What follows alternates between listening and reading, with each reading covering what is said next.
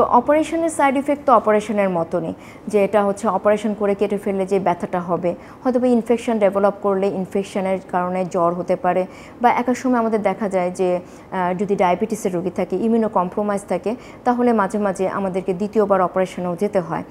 আর যদি কেমোথেরাপি আমি বলি, যে কেমোথেরাপি আসলে একটা সাইটোটক্সিক ড্রাগস, এটা আসলেই নর্মাল প্যারাসিটামল ট্যাবলেট বা যে কোনো স্যালাইনের মতো অবশ্যই হবে না, তার কিছু ক্ষতিকর দিক বা সাইড ইফেক্ট আছে।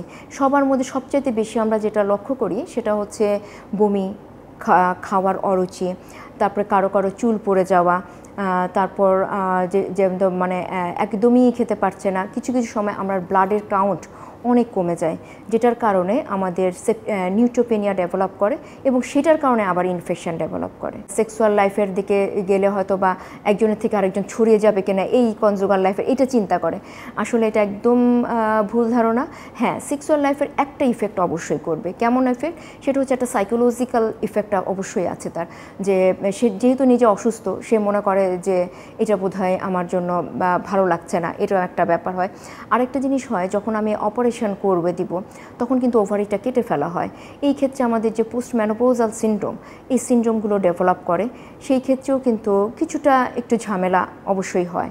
কিন্তু তাই বলে যে আমাদের যে মিথটা আছে যে একজনের কাছ থেকে এই সেক্সুয়াল কনজুগেশনের কারণে হয়তো বা আরেকজনের কাছে সরিয়ে যেতে পারে, এটার সম্ভাবনা একদমই নাই।